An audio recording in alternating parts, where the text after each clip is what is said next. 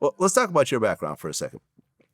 So, well, you were born in what, St. Louis? St. Louis, Missouri. But then you went back to Senegal as a kid. Yep. So from what age to what age? Oh, straight right after birth. My dad made sure we was all born in the U.S. Aha. So we wouldn't have no immigration problems coming back. Right after birth, he sent us back. And then when we went to school to a point where we kind of was be able to comprehend and understand what was going on, he would ship us back home to the U.S., finish school here, and then every summer we would go back, to Senegal for vacation. Now, your dad had 4 wives? Nah, he has 5. 5 wives. Yeah, he got 5. So you had, how many moms did you have growing up? 5. 5 moms. 1 mom, but of course. 4 sister wives. Nah. No? That's my dad. No, that's what I'm saying. Your dad had 4 sister wives, so therefore you had 5. Well, I had 1 mother. 1 mother, but 4 other and mothers were in the vicinity. And 4 dad's wives. Yes. Right. Okay. So how many total siblings between all those wives? Between them, oh man, about 19. 19? It's about 19 of us, I can say. Yeah. Wow. All in the same house? Nah, of course not. So spread out to different houses? Yeah. What does your dad do for a living? Oh, my pop's a G. He's a musician. Okay. He has a huge influence in Senegal. But when he first came to the States, he was working with Miss Catherine Dunham and Alvin Ailey dance group. Ah, okay. And then he jumped off of that to go to SIU in East St. Louis as a professor. And then from there, we moved to Miami. So he was working for the University of Miami as a professor there. And then he left from there, went to New York briefly before he went to Atlanta to be a professor at Clark Atlanta. So he was always coming back doing cultural exchange programs. But then he parked in Disney for a while. He stayed there for a few years as well, too, bringing all the entertainment to Disney, all the African entertainment. He scored a lot of films like Lion King and all this stuff. So, yeah, Pops was very active. Okay, but was he living mostly in the U.S. or in Senegal? No, mostly in the U.S. because that's where the money was made. Okay. But then he'd provide for everyone back home in Senegal. So the wives would be back in Senegal, and he would be in the U.S. Yeah, my mom was the only one that was here for many, many, many years until after we graduated high school. And then that's when my dad's second wife came to join him here in Orlando. I mean, from your perspective now, growing up in that type of environment, it was very normal for you. I mean, it's still normal. I mean, it's a culture. Right.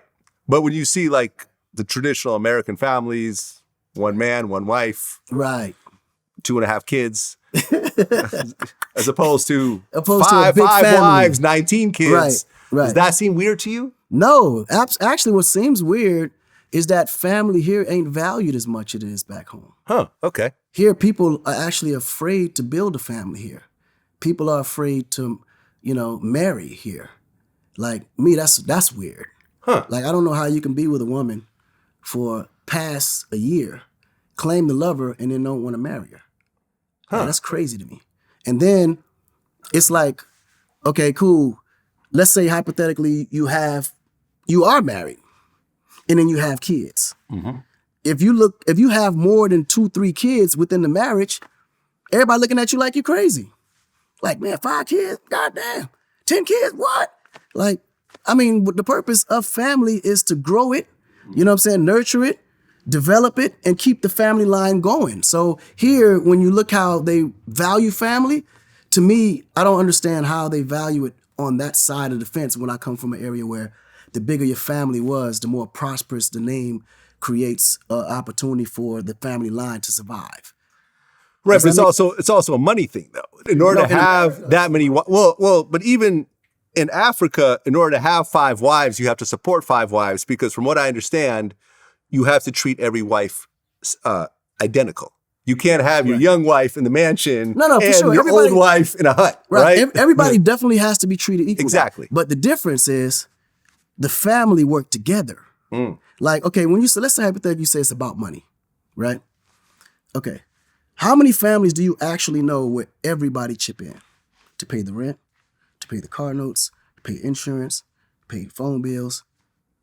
We're all in the house together. If you're all in the house together, everybody contributes to the lifestyle of everybody being comfortable within the home. Well, the parents usually contribute. I mean, there's 2-parent homes, right. 2-parent working homes, but usually the kids do not contribute. Usually when they get older, they leave the house. In America, they get old and leave the house. In Africa, man, they stay in the house. No, like they don't move unless they get married And then they go out the house, start their families, but they're always close by and close, proximity. Now, the more wives you get, obviously, the more you start to open up your environment of your family, but it's always close, knitly, not too far. And if it is, it's visits every week. A week don't pass without you seeing someone in your family or visiting for a weekend with the existing family. So family's always together. I mean, do the wives ever gang up? Like, have you ever seen like your dad's wives gang up against them? Like they're all gonna oh, he gone this week? Right. All right, powwow. All 5 of us. Close the door. No kids. See, that's the beauty. That's the beauty. That's the beauty of it because, like, I've never seen it happen ever. Okay. I've never seen it happen because it's like when you look at women has this very interesting way of being respectful, but at the same time possessive. Okay. Right? They're very possessive. I bet. Right? But if there's another woman that exists under the culture that they understand, they'll know that the other woman exists, but they still, respectful. But they still will have that protective shield within them.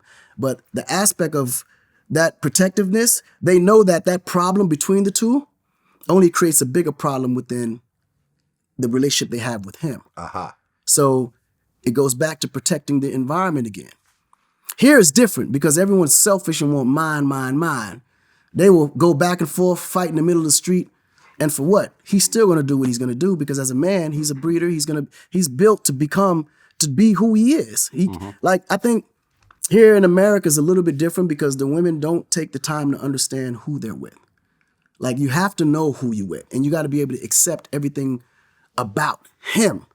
To be able to love him to your fullest extent, you got to know all his do's, all his don'ts, what he's willing to do, what he ain't willing to do, and most importantly, what you're willing to accept him doing. You have to be truth with yourself first and know what am I willing to accept him doing before I decide to go the full mile with him. Right. Once you decide that, then, peace can actually happen.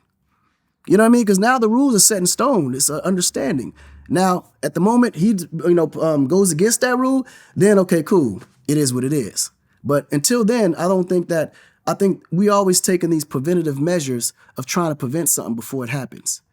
And oftentimes it was never meant to happen in the first place. So you find yourself arguing before it even happened, and it creates a very negative environment to the point where you guys don't last long because everybody's always assuming.